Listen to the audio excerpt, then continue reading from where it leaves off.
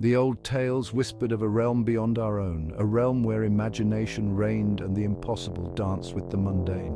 A realm known as the Dreaming. Here, amidst the swirling mists and shimmering sands, resided Morpheus, the dream weaver.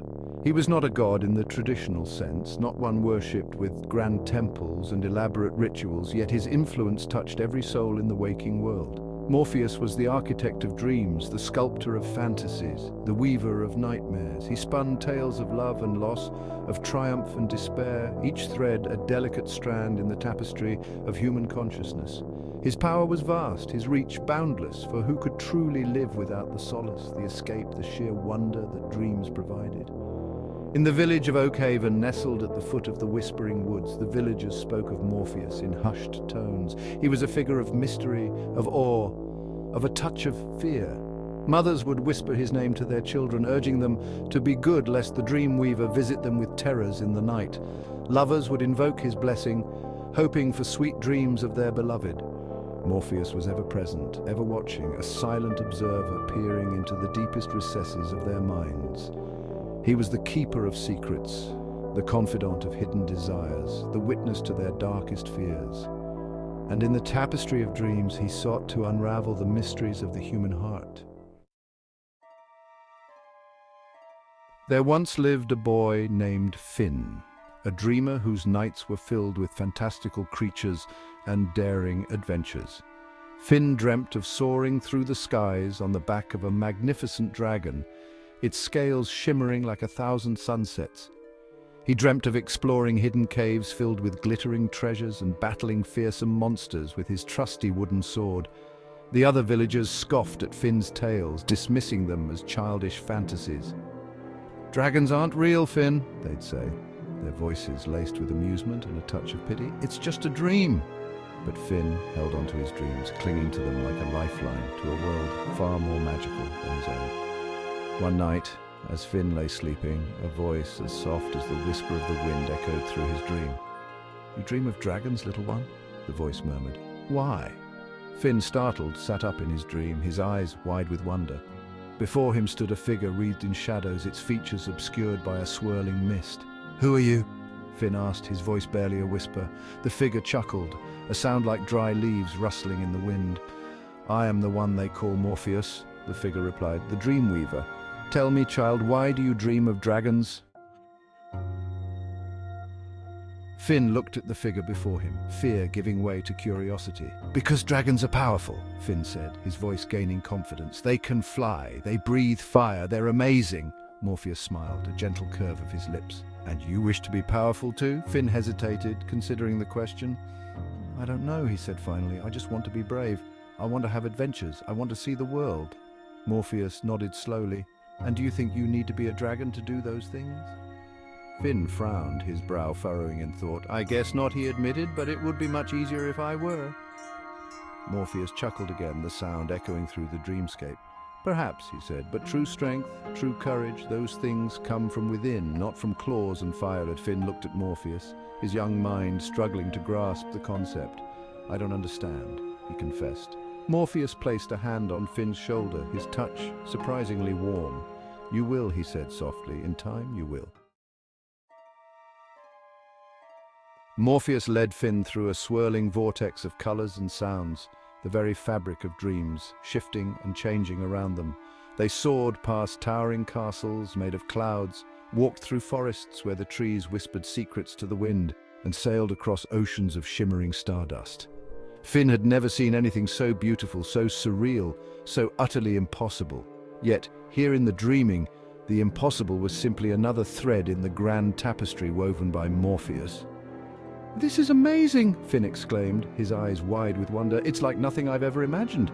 "Imagination is the key, little one," Morpheus said, his voice echoing with amusement. "It is the wellspring from which all dreams flow." He gestured towards the ever-changing landscape around them. This realm, the dreaming, it is shaped by the hopes, the fears, the desires of every dreaming mind. "So all of this," Finn said, gesturing to the impossible wonders surrounding them, "it comes from people's dreams?" Morpheus nodded. "Every dream, no matter how small or insignificant it may seem, adds its own unique thread to this tapestry." But why? Finn asked, his brow furrowing in thought. Why create all of this? Morpheus smiled enigmatically. Because dreams are essential, little one, he said. They are the escape valve of the soul, the canvas upon which the subconscious paints its masterpieces. They continued their journey through the dreaming, each step taking them further into the heart of the realm.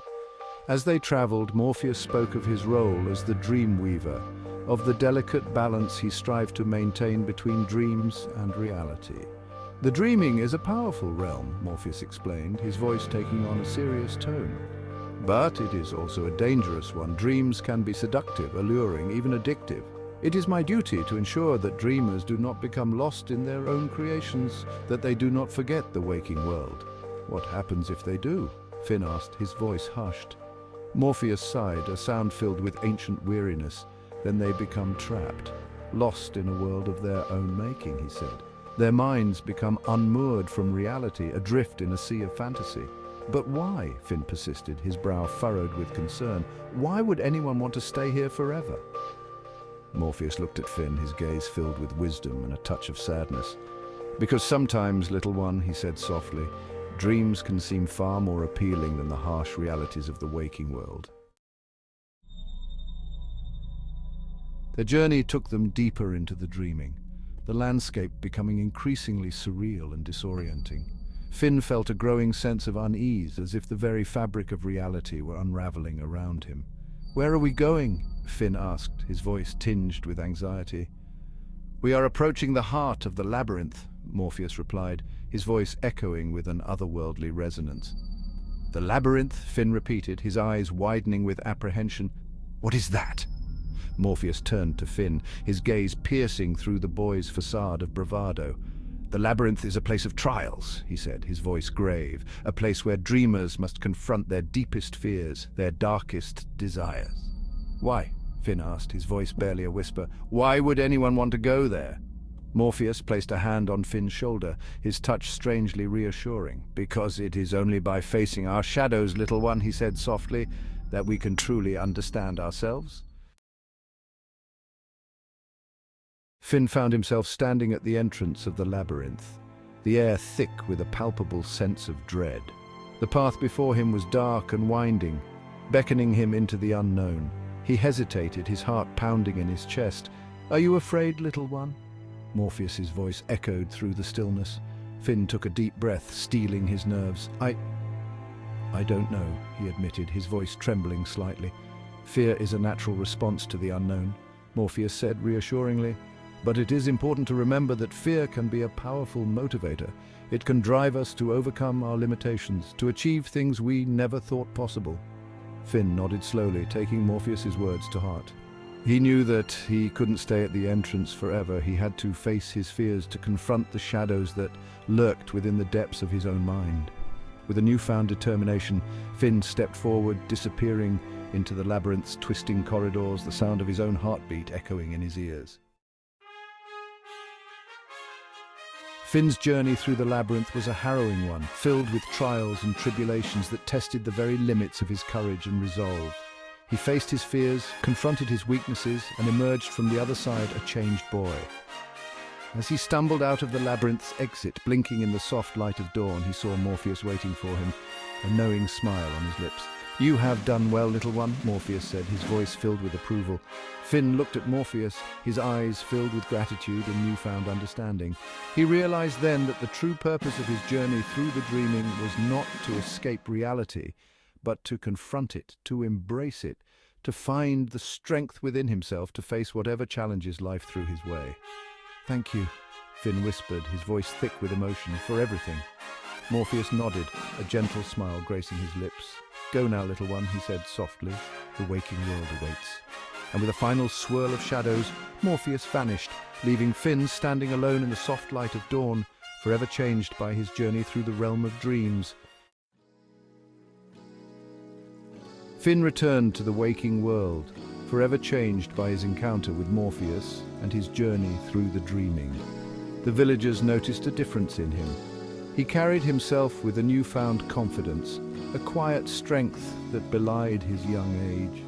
He no longer spoke of dragons and fantastical creatures. Instead, he told stories of courage and resilience, of facing one's fears and emerging stronger on the other side. He spoke of the importance of dreams, not as an escape from reality, but as a reflection of it, a way to understand ourselves and the world around us. Finn's tales resonated with the villagers. They saw in him a glimmer of the wisdom they had glimpsed in their own dreams. A reminder that even in the darkest of nights there is always hope, always the possibility of transformation. And so the legend of Morpheus, the Dreamweaver, lived on, passed down through generations, a testament to the enduring power of dreams and the profound impact they have on our waking lives.